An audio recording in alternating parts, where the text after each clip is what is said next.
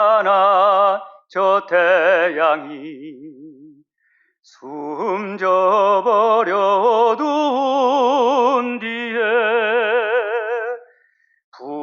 불타는 황금빛 노을 멀리 사라진 뒤에 내 젊은 내 노래는 찾을 길이 없는데 들에는 슬피 우는 벌레 소리뿐이여라. 여기까지만 하겠습니다. 뒤에 하면은 좀 눈물 날 것 같고. 근데 이게 이거 참 이게 비가인데요. 참 우리 그 가슴에 와닿는 그런 거예요. 그 아까 제가 말씀드린 것 마냥 우리 옛날 담임 목사님이 저한테 그런 이야기를 옛날에 장로님 교회 올 때 참 멋있었는데 왜 그러냐면 30대에 제가 이제 우리 목사님을 만난 거예요. 34, 5, 이런 6 이럴 때 만난 것 같아요. 그래가지고 저도 방부제를 많이 먹어서 얼굴이 잘 안 늙거든요. 근데 이제 목사님이 그렇게 펴놓으신 거예요. 그래가지고 무슨 말씀을 그렇게 하냐고 내가 이제 그러고 말았는데 참 그런 그 꽃다운 청춘들이 다 있었잖아요. 그리고 또 여기에 또 우리 이제 젊으신 분들도 계시는데 그들도 우리처럼 똑같이 되는 거예요. 그래서 제가 요즘 느낀 것이 뭐냐면은 제 기도 제목이 이거 생겼어요. 하나님, 내가 나이가 들더라도 정신이 혼미하지 않게 해주세요. 우리 교회에 거하는 모든 사람들이 정신이 혼미하지 않고 똑똑한 정신을 갖고 이 땅을 살고 하나님 나라에 부름받게 해달라는 것이 그 기도 제목이에요. 또 이곳에 계신 우리 사랑하는 우리 권사님들 또 우리 젊으신 분들도 다 정말로 그런 축복이 있기를 바랍니다. 제가 오늘 드릴 말씀을 한 절만 읽어드리겠습니다. 우리 마태복음 3장 1절입니다. 마태복음 3장 1절을 제가 읽어드리겠습니다. 그때 세례 요한이 이르러 유다 강에서 전파하여 말하되 회개하라 천국이 가까우니라 하였으니 이렇게 돼 있어요.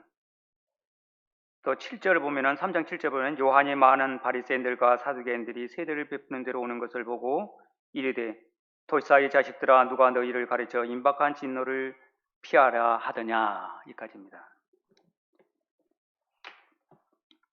그래도 이것에 이광걸 장로님이 간증을 해달라 그러는데 제가 느끼는 이 시대를 살면서 좁지 않는 시대를 살면서 느끼는 바가 참 많거든요. 지금 우리 집사람도 앉아 있고 그러는데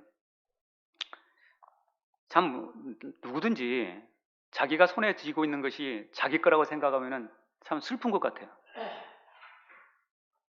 아무리 내가 많은 것을 쌓아놓고 있다 할지라도 제가 요즘 부쩍 느낀 게 뭐냐, 그것은 내 것이 아니라는 걸 느낀 거예요. 내 것이 아니다. 왜 그러냐면은 어느 누가 내 손에 있는 것을 가져갈 줄은 아무도 모르거든요. 이것은 내 젊음을 빼앗아 가듯이 내 인생을 가져가듯이 이건 아무도 모르는 겁니다.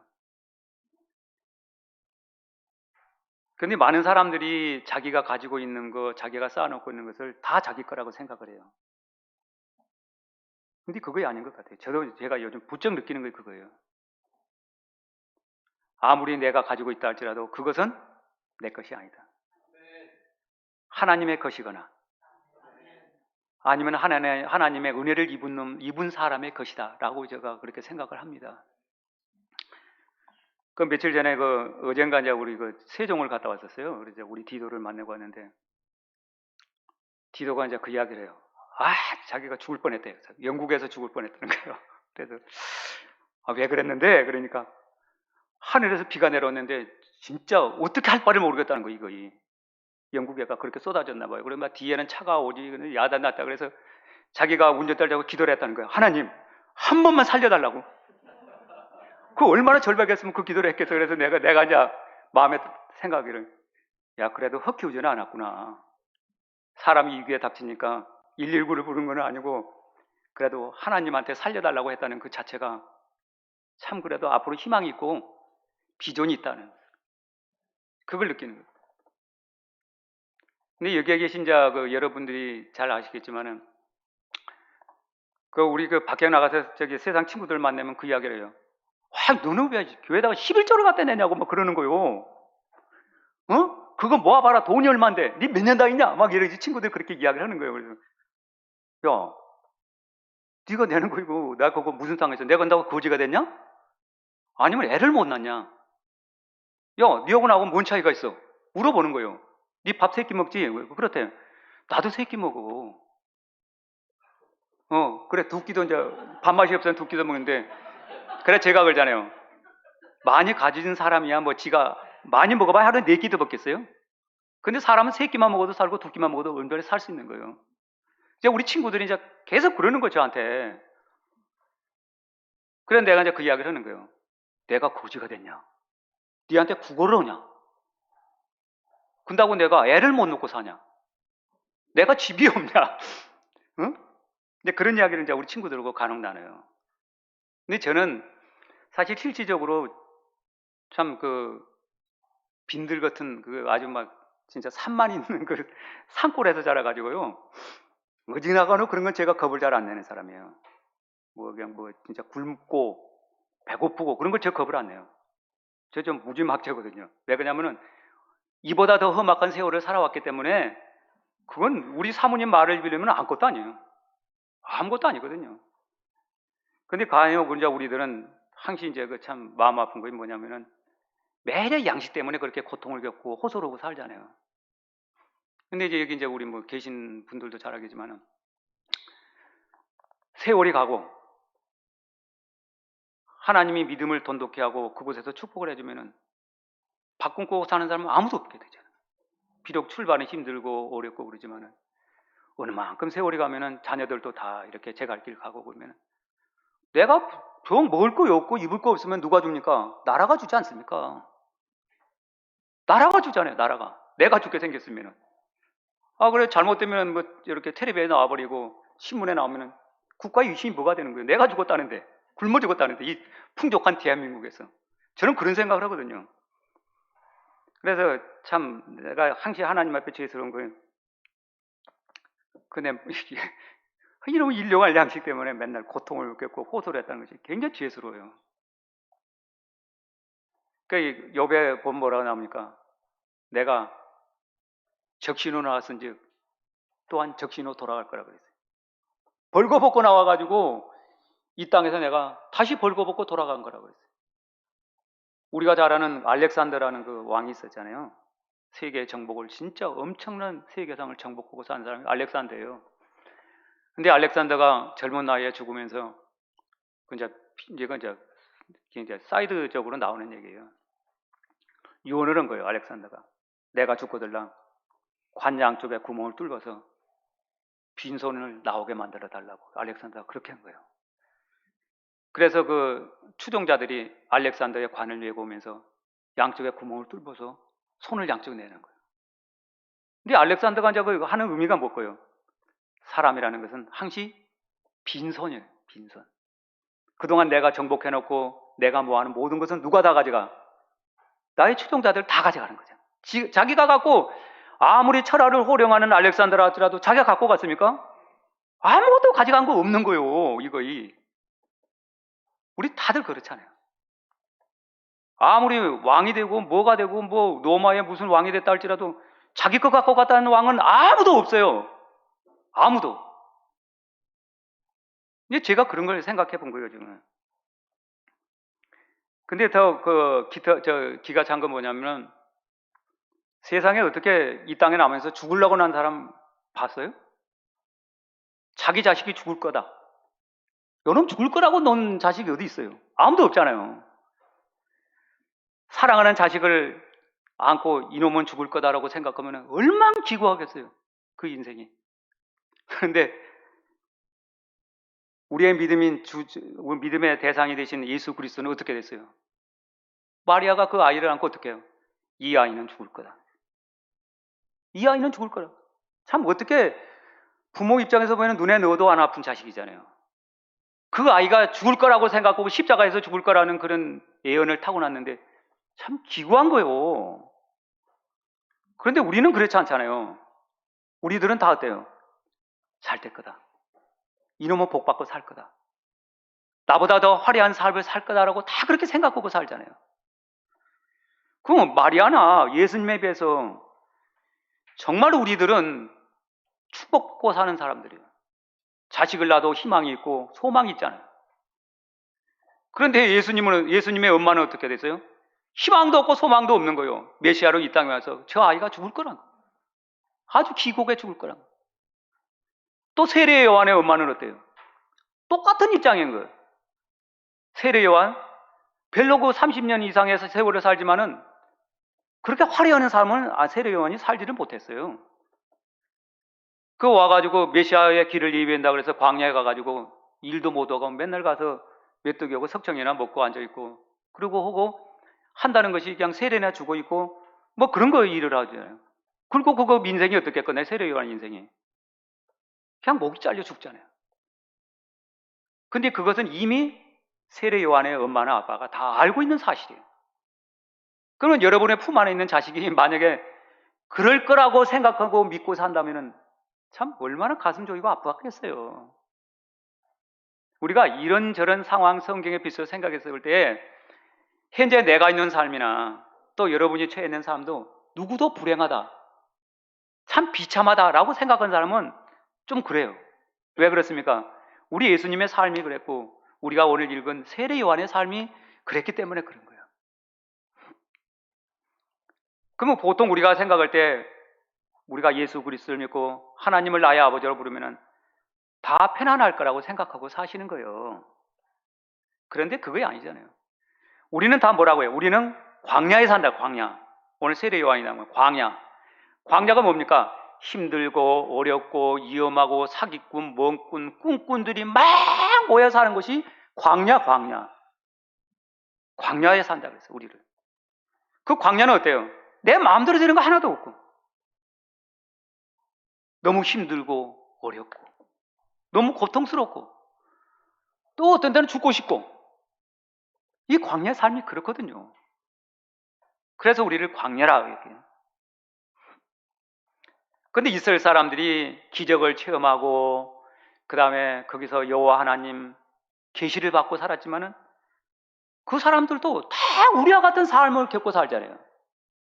우리 잘 아는 이스라엘 백성들이 출애굽을 했을 때 그 사람들요 출애굽 안 하면 더 좋았었어요. 왜 그러냐면은 애굽은 먹을 것도 많고 입을 것도 많고 정치적 경제적으로 다 안정권에 접어들었어요. 노동만 할 뿐이지.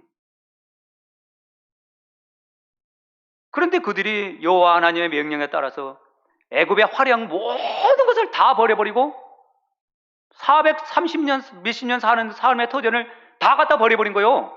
누구 때문에? 여호와 하나님의 명령 때문에 그런 거잖아요. 그리고 그들이 힘들고 어렵고 마음대로 되지 않는 광야길을 나서게 된 거예요. 그러면 사람 측면에서 봤을 때는 참 바보 같고 저 실패자 같아요. 그런데 우리가 알고 있는 광야와 하나님이 인도하는 광야는 틀리다는 거예요. 그 광야에서 뭔 일이 있었어요? 한 번도 겪어보지 못한 놀라운 역사를, 신의 역사를 그들이 두 눈으로 똑똑히 보는 거예요. 처음에 애굽 사람들이 그들을 200만, 160만 명의 사람들을 다 내보내고 노동력을 다 몰아버렸고 국가가 진짜 사람이 재산이잖아요. 그들의 국가, 국력. 그 국력을 다 보내버린 거예요. 200만이라는 거죠. 그 당시에 200만은 엄청난 숫자입니다. 이 숫자가. 그래 바로가 열을 받아본 거예요. 화가 나니까 어떻게 됐어요? 병거 600승. 병거 알잖아요. 병거 이렇게 말로 끄고 가는 마차. 그 다음에 기병이 5만. 보병이 20만. 이거 제가 어떤 역사책을 읽어서 이제 발췌해낸 거거든요. 그런데 병거가 600승이면 뭐냐 그러면 지금으로 말하면 탱크가 600대 탱크가. 아무 무장도 하지 않는 민간인을 쫓는데 탱크가 600대가 출발한 거예요. 거기에서 애굽에서. 그리고 말을 탄 사람이 5만 명. 어마어마하죠. 걸어간 사람 보병이 20만 명을 갖다가 보낸 거예요. 갖다 아예 몰살시켜버리려고. 근데 하나님이 가만히 내두지 않았잖아요. 이들을. 하나님께서는 이들이 준비하고 뭐한 추격의 그 시간대에 홍해를 열어서 그들을 보내버린 거예요.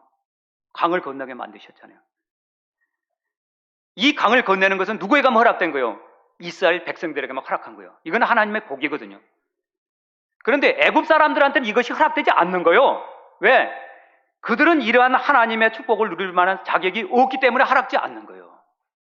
그래서 홍해 바다로 들어가는 그 모든 사람들을 애굽인은 다 죽여버린 거예요. 20만 명, 600성, 5만 명을 아예 바다에다가 다 수장을 시켜버린 거예요.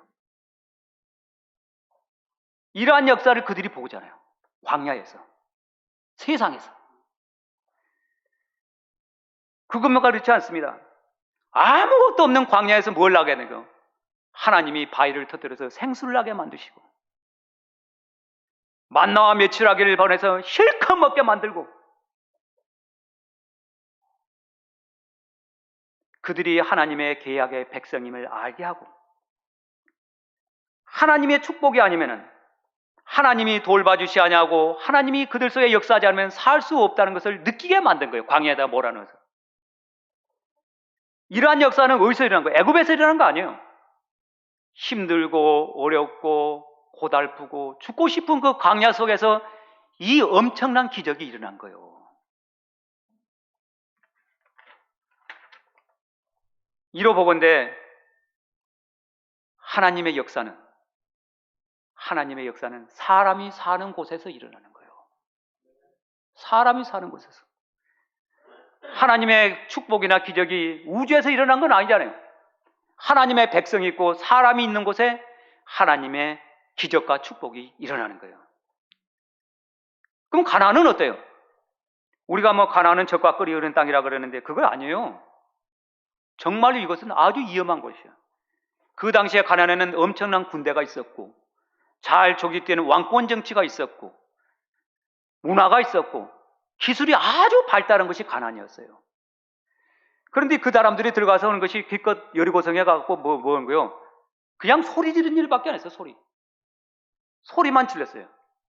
무장도 안 하고 아무것도 없는 그 비정규군이죠. 그 사람 아무것도 안 하고 소리만 질렀는데도 하나님의 역사가 그 광야 속에서 일어났다는 거예요. 오늘 사는 우리 마찬가지예요. 하나님의 역사는, 신의 역사는 내가 그 신을 얼마만큼 사랑하고 신뢰하느냐에 따라 있는 거예요. 내가 진짜 그 여호와 하나님을, 예수 그리스도를 진짜 믿고 따라가느냐에 대한 문제가 있지 딴건 키가 있는 거 아니라는 사실이에요. 그래 신명기에서 뭐라고 해요? 내 마음을 다하고 성품을 다하여 주 너 하나님을 사랑하라. 이들에게 주어진 지상명령이에요. 이것만 하면은 그들은 어디 가든 다 살 수가 있었어요. 비록 가나안은 힘들고 어려운 땅이었지만은 하나님이 그곳에서 그들에게 복을 주시고 살 수 있게 하늘을 열어서 이슬을 내리고 비를 내려서 먹이고 살린 거예요. 오늘 이곳에 소개되어 있는 세례 요한, 여기도 좀 시간이 많이 가서 제가 여러 가지 복잡한 잘 못 갖고 그냥 의미만 찾아보도록 하겠습니다. 근데 이거 세례 요한하고 예수님하고 연결된 고리는 어떤 그 역사적인 사실을 증명하지 않으면요 풀 수가 없는 거예요. 이거 그냥 지나간 걸 생각하는데 그냥 잠깐만 제가 이것을 통해서 한번 말씀드려 볼 테니까 좀 참고가 되실 분은 참고가 되시리라고 생각됩니다. 원래가 그 당시에 그 세례 요한 시대 때 예수님 시대 때는 문화가 두 개가 흘러가고 있었어요. 위에는 헬레이즘, 헤브라이즘이 그리스 문화가 흘러가고 있었고 밑에는 히브리 문화가 흘러가고 있는 거예요. 그러니까 육의 문화와 영의 문화가 이 두 기류가 흘러가고 쭉 있었거든요. 근데 알렉산더 대왕이 정복을 하고 난 후에 그 세 사람에게 나라를 분할을 해준 거예요. 그리스 본토를 하나는 분할해 줬고 하나는 아랍 저쪽에 애굽을 분할을 해줬고 하나는 시리아를 분할을 해준 거예요. 근데 애굽에 그 분할을 해주는 그쪽에서 그쪽의 그 왕이 처음에는 이쪽 그 유대 땅을 다스리게 됐었거든요. 근데 유대 땅을 다스리다가 이제 그 어떻게 됐는가 모르지만은 그 땅이 셀루코스 왕조라고 그 시리아 쪽에 통치하고 있는 사람한테로 넘어오게 된 거예요. 그런데 BC 168년에 뭔 전쟁이라면 마카비라는 전쟁이 일어나게 되거든요. 마카비. 근데 진짜 신의 역사였어요. 마카비는 아무런 군사력도 가진 그 유태인들이 아니에요. 그저 그냥 뭐 돌이나 던질 수 있는 그런 군사력을 갖고 마카비, 셀루코스 왕조하고 대항을 한 거예요. 그런데 마카비 왕조가 셀루코스 왕조를 이겨버린 거예요. 그래서 이곳에 뭐가 나오냐면 하스몬 왕가라는 것이 들어서게 된 거예요. 마카비 전쟁을 통해서 BC 168년에 그렇게 된 거예요. 그런데 이때 당시에 뭐가 있었냐면은 이 하스몬 왕가가 종교적인 모든 것을 실권을 회복하게 된 거예요. 그런데 왕가가 종교적인 실권을 회복하면서 부패가 오기 시작해요. 종교에 부패가 오니까 이 당시에 유대인 중에서 좀 괜찮은 사람들이 하시딤이라는 그런 그 단체를 이끌고 광야로 들어가 버리게. 광야로 들어갔는데, 광야에 들어가서 이들이 이제 신앙을 훈련하고 여러 가지 하나님을 섬기면서 이제 그렇게 살았는데, 그때 이거 하시딤에서 파가 몇 개 나오냐면 바리새파가 나오고 사두기 나오고 에스네파가 나오게 된 거예요. 우리가 잘 알잖아요. 옛날 우리 담임 목사님이 한 말씀해 주신 것 같아요. 그런데 이때 당시에 제정일치 시대가 열렸는데, 제정일치는 왕이 그 종교하고 다 가까이 간 거거든요. 근데 이때 하스몬 왕가에다가 제정일치를 누가 찬성을 해주면 바리새인들이 찬성을 해준 거예요. 그리고 바리새인들이 그들과 더불어서 하나의 실권을 쥐게 된 거예요. 그리고 사두개인이 실권을 쥐게 되고 바리새파는 이렇게 한쪽으로 밀려나게 되는데, 에스네파만큼은 그들의 신실한 신앙을 유지해서 광야에 남게 됐어요. 남게 됐는데 AD 70년에 이제 유대 전쟁이 일어나잖아요. AD 70년 유대 전쟁이 일어나고 로마의 디도 장군이 예루살렘을 갖다 싹 진멸해 버렸는데, 이 디도 장군이 어디까지 가냐면 에스네파가 있는 광야까지 간 거예요. 광야까지 가가지고 에스네파들 다 죽여버린 거예요. 진멸을 해버린 거 아예. 이 당시에 그래서 그 AD 70년에 그 유대 전쟁이 나가고 난 후에 사두개파들은 다 외국으로 도망을 간 거예요. 다 가고 바리새파만 이때 남게 된 거예요. 그런데 이 키가 어디냐면은 에스네파에 있는 거예요. 유식한 말로 에스네파에 있었는데, 어떤 내가 그 보는 책에 의하면은 세례 요한이 에스네파였다는 거예요. 에스네파예요. 그 광야에서 세례 요한이 순수성을 지키면서 그 에스네파와 더불어서 살게 된 거예요. 그리고 에스네파를 거치면서 세례 요한의 명성이 이스라엘 전체에 퍼지게 된 거예요. 세례 요한의 명성이 순수하고 진짜 우리의 종교를 지키고 있는 그런 걸로 소문이 나버린 거예요. 그런데 하나님의 역사라는 것은 참 묘합니다. 묘해요. 옛날 아합 때 엘리야가 있었잖아요. 엘리야가 나만 남았다고 막 산으로 도망가서 막 야단이 났잖아요. 그러니까 뭐라고 하나님이 바알에게 무릎 꿇지 않는 자들 내가 남겨뒀다고 그랬어요. 하나님의 역사.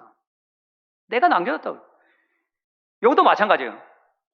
하나님은 어떻게 보면은 에스네파라는 그 한 팔을 광야로 멀어놓고 거기서 자기의 구루터기를 남겨둔 거예요. 메시아의 역사를 위해서. 그리고 그 에스네파를 잘 보존하고 난 후에 세례 요한이 나오게 하고 세례 요한과 연결고리를 예수님하고 연결을 해주는 거예요. 그런데 예수님이 이따 당시에 별로 이 에스네파들은 아침 저녁으로 씻었다고 합니다. 자기의 정결을 위해서 씻은 거예요. 그런데 그 책에 의하면은 그 씻음이 바로 세례로 됐다라고 돼 있어요. 세례. 그래서 그 예수님이 그곳에 나가서 제사함을 얻는 세례를 받게 되는 거예요. 그 연결고리가 그렇게 되거든요. 복잡하긴 한데. 근데 여기보다 더 중요한 것은 뭐냐면은, 시간이 가서 참 죄송한데, 이때 나오는 사람들이에요. 각자의 입장이 다 달라요. 광야를 나왔는데. 이거 7절에 보면 이렇게 돼 있어요. 요한이 많은 바리새인들과 사두개인들이 세례를 베푼 데로 오는 것을 보고 이르되 독사의 자식들아 누가 너희를 가르쳐 임박한 진노를 피하더라. 이렇게 돼 있는 거거든요. 그런데 6절에는 보면은 뭐라고 나오냐면은 자기들의 죄를 자박하고 요단강에서 그에게 세례를 받더라고 돼 있어요. 근데 사람이란 거 참 희한한 거예요. 어떤 행위, 다시 말해서 믿음을 가지되 각자의 생각이 다 틀린 거예요. 이거 세례 요한한테 나갔는데 어떤 사람은 자기의 죄를 자복하고 세례를 받는 사람이 있는가 하면 바리새인이나 사두개인들은 어떻게 돼요? 그 관계없어요. 이 사람들이 뭐로 나갔냐? 자기들의 세력을 확보하기 위해서 광야로 나간 거예요. 왜? 광야에 가면 사람이 있으니까. 그래서 자기의 추종자를 만들기 위해서 광야로 나갔다라고 돼 있어요. 그리고 우리 그 성경에도 보면은 사두개인들, 바리새인들이 시장 거기 같은 데서 막 기도하고 그러잖아요. 그건 다 자기의 추종 세력을 얻기 위해서 그런 거예요. 오늘 사는 우리들도 마찬가지예요. 내가 예수 그리스도를 믿되 사람마다 어떤 생각을 갖고 어떤 입장을 갖고 믿느냐 이거거든요. 그게 참 중요하거든요. 광야에 나간 사람도 그렇다는 거예요. 오늘 사는 우리들도 마찬가지예요. 내가 왜 예수 그리스도를 믿는 거예요? 내가 왜? 사람마다 다 생각이 틀려. 그러나 제일 중요한 것은 뭐냐면은 누가 뭐라 그러더라도 누가 어떤 말을 한다 할지라도 예수 그리스도로 말미암아 구원을 받기 위해서 내가 예수 그리스도를 믿는다라는 거예요. 그런데 얘 다른 것은 뭘 이야기를 해요? 내가 복을 받기 위해서, 내가 뭘 하기 위해서, 내가 뭘 하기 위해서 다 그렇게 생각하고 교회를 나오면서 예수 그리스도를 믿는 거예요. 그러나 제일 중요한 것은 뭐냐면 내가 내 죄사함을 받고 예수 그리스도로 말미암아 구원을 받는다 라는 것이 전제 조건되지 않으면 아무 필요가 없는 거예요. 이건 저는 부쩍 요즘 그런 생각을 합니다. 광야에 사는 사람들과 마찬가지로 하나님의 자비와 공의라시 없으면 진짜 살 수 없겠구나 생각. 점점 저는 더 그래요. 점점 더 세월을 보내고 시간을 보내면 보낼수록 하나님의 자비와 공의를 제가 굉장히 좋아합니다. 하나님의 자비와 공의가 없다면 참 내가 살 수 없겠구나 라고 돼 있어요. 사랑하는 성도 여러분, 사람이 사는 세상은 어디 가나 다 광야같이 힘들고 어려운 점이 있지만은 그 광야 속에 하나님의 기적이 있다는 거예요. 하나님의 사랑이 있고 하나님의 복이 있는 거예요. 만약에 광야가 아니었다면 이런 생각을 해본 거예요. 광야. SNF가 됐다면 구약 시대를 마감하고 뉴 테스트멘트를 시대를 열을 수 있었을까를 생각해 본 거예요. 아주 중요하거든요. 그런데 세례 요한의 역할은 뭡니까? 옛날의 구약의 시대를 접고 신약의 시대를 만들어주는 역할을 세례 요한이에요. 뉴 테스트먼트의 시대를 열게 된 거예요. 이 사람. 그런데 참 제가 이거 성경을 읽으면서 하나 발견한 거 있어요. 40이라는 숫자를 말이에요. 40. 그래 우리 집사람한테 이제 아침에 물어봐서 여보, 그 예수님 부활하고 며칠 동안 이 세상에 계셔서 뭘 찾아보더라고. 아니 며칠 있었냐고 부활 후에. 그래가지고 집사람이 찾았어요. 40일. 예수님이 며칠 동안 광야에서 시험 받으셨어요? 40일. 노아 홍수 때 비가 며칠 내렸어요? 40일. 모세가 시내산에 올라가서 주의 율법을 계명을 받을 때 며칠 동안? 40일 동안. 이게 재밌어요. 근데 왜 40일 있을까 이해돼? 이거 좀 궁금해요. 근데 이런 거 풀다가도 잘못된다 그러니까 안 풀기로 하겠습니다. 근데 참 이거 40일 광야가요, 모든 사람의 삶에 연결되어 있다는 것을 오늘 이렇게 의미하는 거거든요. 예수님이 뭐라고 밥 굶어 가면서 40일 동안 광야에 있으면서 시험 받습니까? 만왕의 왕이 차라리 예루살렘에 가서 맛있게 먹고 40일 지내면 되지. 근데 그거 아니거든요. 사람이 사는 곳에는 어디든지 간에 이러한 것이 있다는 것을 보여주기 위함이에요. 그러나 우리가 이기는 거, 싸우는 것도 다 어디예요? 광야. 싸우는 것도 광야예요. 그 성경이 그러잖아요. 우리의 싸움은 혈과 육에 대한 싸움이 아니라 그랬어요. 그 싸움을 어디서 하는 거예요? 광야에서는 광야. 세상에 가서 하는 거예요. 세상에서. 그래 진정한 승리자는 세상에 가서 싸워서 이긴 자가 승리자예요. 이걸 말해주는 거고 있거든요. 광야, 세상과 같은 거라는 거예요. 갈라디아서 저기 1장 16절 17절도 보면은 바울이 그 스데반 사건을 겪고 난 후에 뭐 저기 눈도 뜨고 어쩌고 돼가지고 어디로 가는 거예요? 아라비아 사막으로 간 거예요. 그래서 바로 예루살렘을 간 건 아니거든요. 바울이 가서 제자들 만난 건 아니에요. 갈라디아 1장 16절 17절 보면 바울이 아라비아 사막에 가서 있다가 그 다음에 다메섹스로 가서 이제 뭐 제자들 만나고 뭐 그런 것이 있거든요. 그런데 이 당시에 광야는 순수성이 순수성. 유태인의 사고에 그게 딱 갇혀 있는 거예요. 광야는 순수하고 좋은 곳이다. 그리고 그곳에서는 말씀이 계시고 승리가 있고 하나님의 축복이 있다는 것을 이 유태인들의 사고에 갖고 있는 거예요. 오늘 우리도 마찬가지예요. 우리가 사는 세상은 다 광야를. 그래서 이제 그 예수님이 그 베나산에 올라가게 되잖아요. 베나산에 올라가니까 베드로가 오고 제자들이 너무너무 좋은 거요. 아이 내려가면 뭐 여기 있으면은 뭐 바꾸물 필요도 없고 뭐 좋은 것만 보고 살고 기적을 보고 살고 환상을 보고 사는 게 그야말로 파라다이스잖아요. 거기가. 그러니까 그 뭐더라 그래. 아 내려가지 말자는 거예요. 내려가지 말자고. 가지 맙시다. 그러니까 예수님이 뭐라 그래요? 우리 저 산으로 산 밑으로 내려가자 그러잖아요. 우리가 있을 곳은 이곳이 아니고 세상에 가는 것이 우리가 할 일이지 여기 변화산에 있는 것이 우리 할 일이 아니라는 거예요. 그래서 변화산으로 가시지잖아요. 그 당시에. 그래서 우리가 하는 일은 모든 것이 세상 속에서 하는 일이에요. 광야에서 하는 일. 사랑하는 우리 성도 여러분, 참 누구든지 다들 힘들고 어려운 세대를 다 겪고 삽니다. 그러나 어느 누구를 막론하고 우리는 저 천국에 지금 현재 살고 있는 사람이 아니에요. 이 광야 속에 살고 있는 사람들입니다. 광야가 우리가 생각할 때는 참 힘들고 어렵고 별 볼 일 없는 것 같지만은 이 광야에는 하나님의 역사가 있는 것이요. 하나님의 사랑이 있고 하나님의 복이 있고 하나님의 소망이 있는 곳이 광야입니다. 오늘 사는 우리 모두가 정말로 힘들고 어렵지만은 인내하고 기다리면서 광야 속에서 승리하는 위대한 믿음의 소유자들이 되기를, 예수 그리스도를 사랑하는 위대한 성도님들이 되기를, 예수 그리스도로 말미암아서 복을 누리고 사는 우리 모두가 되시기를 예수님의 부탁을 드립니다. 아멘. 기도하겠습니다.